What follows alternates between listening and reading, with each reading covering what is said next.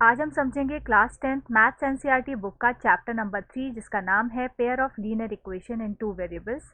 आज हम इस चैप्टर की एक्सरसाइज 3.4 के क्वेश्चन नंबर 1 के पार्ट 1 को डिस्कस करेंगे। क्वेश्चन नंबर 1 में हमें लीनियर इक्वेशन के पेयर्स गिवन है।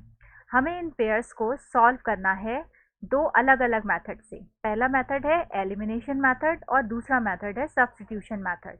क्वेश्चन नंबर 1 में टोटल 4 पार्ट्स हैं। इस वीडियो में हम पार्ट 1 को डिस्कस करेंगे और ये जो 3 रिमेनिंग पार्ट्स हैं इनको हम आगे आने वाली वीडियो में डिस्कस करेंगे। पार्ट 1 में हमें दो लीनियर इक्वेशन गिवन है। इन दोनों इक्वेशन को हमें दो अलग अलग मेथड से सॉल्व करना है। पहला है एलिमिनेशन मेथड और दूसरा है सब्स्टिट्यूशन मेथड। तो सबसे पहले हम इन दोनों इक्वेशन को एलिमिनेशन मेथड से सॉल्व करते हैं।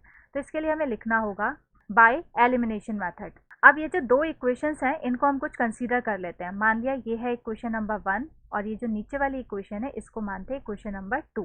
एलिमिनेशन मेथड से सॉल्व करने के लिए हमें इन दोनों इक्वेशन में किसी एक वेरिएबल को एलिमिनेट करना होता है, यानी कि उसको हटाना होता है।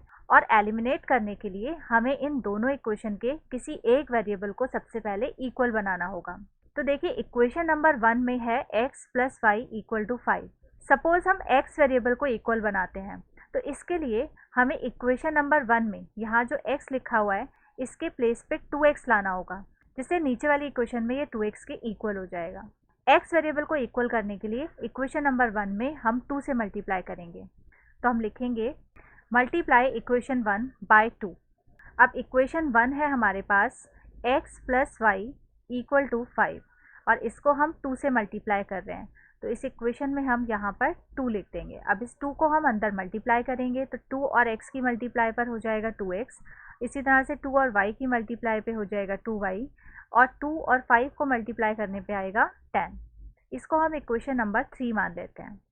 अब आप देख सकते हैं कि ये जो सेकंड वाली इक्वेशन है इसमें x वेरिएबल 2x है और जो हमने इक्वेशन 3 बनाई है इसमें भी फर्स्ट वेरिएबल 2x के इक्वल ही हो गया है। अब x वाले वेरिएबल को एलिमिनेट करने के लिए हम सेकंड और थर्ड इक्वेशन को सब्ट्रैक्ट कर देंगे। तो हम लिखेंगे सब्ट्रैक्टिंग इक्वेशन 2 फ्रॉम इक्वेशन 3। अब इक्वेशन 2 को हम यहाँ पर लिख लेते हैं 2x plus 2y equal to 10। अब इक्वेशन 2 को हमें इसमें से माइनस करना है तो इक्वेशन 2 को हम इसके नीचे लिख लेते हैं। इक्वेशन 2 है 2x minus 3y equal to 4। इन दोनों को सब्ट्रैक्ट करेंगे हम। जब भी हम सब्ट्रैक्ट करते हैं तो नीचे की साइड में जो भी इक्वेशन होती है इसके सारे साइन चेंज हो जाते हैं।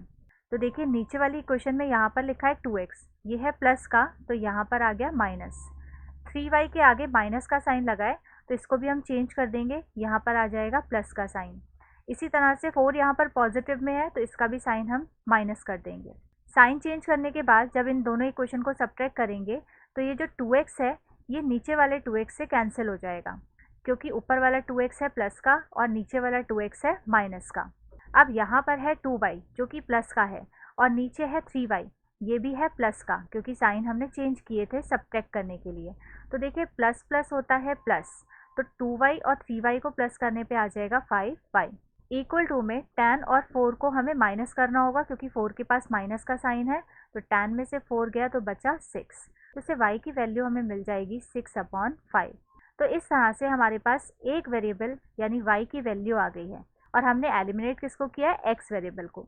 अब हमें x की वैल्यू भी निकालनी है तो इसके लिए हम इक्वेशन नंबर 1 में y के प्लेस पर जो वैल्यू हमने y की निकाली है इसको पुट कर देंगे। तो हम लिखेंगे putting the value of y in equation 1।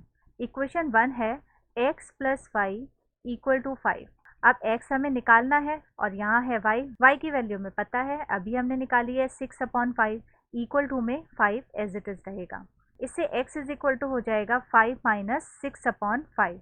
इस 5 के नीचे हम 1 मान लेते हैं जिससे हम एलसीएम लेके इसे सॉल्व कर पाएँ। तो x इज इक्वल टू हो जाएगा 5 और 1 का एलसीएम आता है 5। एलसीएम लेने के लिए इस 5 के नीचे 1 है तो इस 1 और इस वाले 5 को हम डिवाइड करेंगे तो हमें मिलेगा 5। इट मीन्स जो फर्स्ट टर्म है 5, इसकी मल्टीप्लाई हमें 5 से करनी होगी। इसी तरह से 6 के नीचे लिखा है 5, इस वाले 5 को इस नीचे वाले 5 से डिवाइड करने पे 1 मिलेगा। इट मीन्स 6 की मल्टीप्लाई हमें करनी होगी 1 से।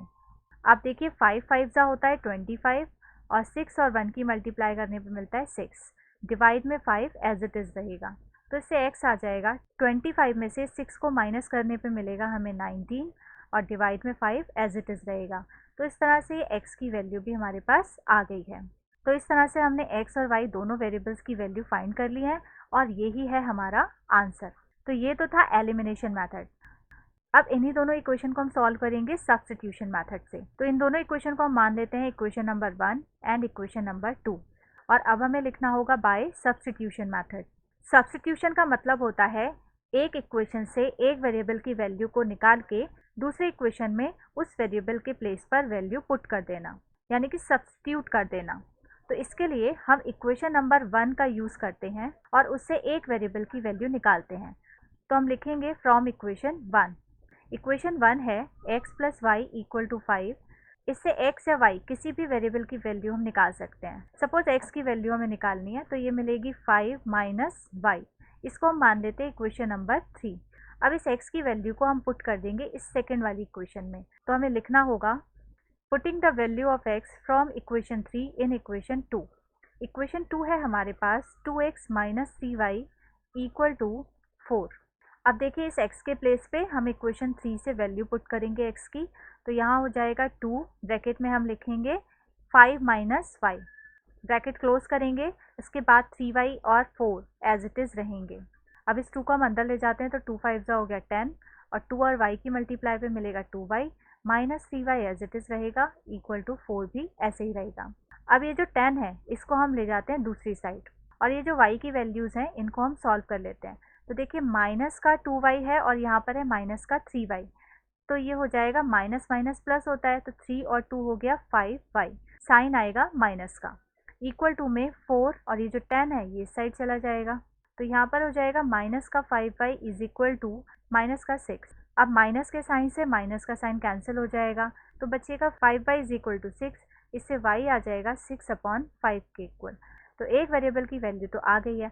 अब इस y वेरिएबल की वैल्यू हम इक्वेशन नंबर 3 में पुट कर देंगे इस y के प्लेस पे, जिससे हम x भी निकाल पाएँ। तो हम लिखेंगे फ्रॉम इक्वेशन 3। इक्वेशन 3 है हमारे पास x is equal to 5 minus y. अब y के प्लेस पे y की वैल्यू पुट कर देते हैं तो यहाँ आ जाएगा 6/5। इन दोनों टर्म्स का हम एलसीएम लेंगे जिसके लिए 5 के नीचे हम 1 मान लेते हैं। तो x इक्वल टू हमें मिलेगा 5 1 ज़ा 5, यानी एलसीएम में नीचे आएगा 5 और इसके नीचे लिखा है 1। 5 को इस 1 से डिवाइड करने पे हमें मिलेगा 5, यानी कि ये जो ऊपर 5 है इसकी मल्टीप्लाई हमें करनी होगी 5 से। इसी तरह से 6 के नीचे लिखा है 5, इस 5 को इस नीचे वाले 5 से हम जब डिवाइड करेंगे तो हमें मिलेगा 1। इट मीन्स ये जो 6 है इसकी हमें मल्टीप्लाई करनी होगी 1 से। तो इस तरह से हमने एलसीएम ले लिया। अब हम इसे सॉल्व करते हैं तो 5 5 ज़ा यहाँ हो जाएगा 25, 6 1 ज़ा होता है 6 डिवाइड में 5। तो यहाँ बचेगा x इज इक्वल टू 19/5 और यही है x वेरिएबल की वैल्यू। तो इस तरह से हमारे पास x और y दोनों वेरिएबल्स की वैल्यू आ चुकी है और यही है हमारा फाइनल आंसर।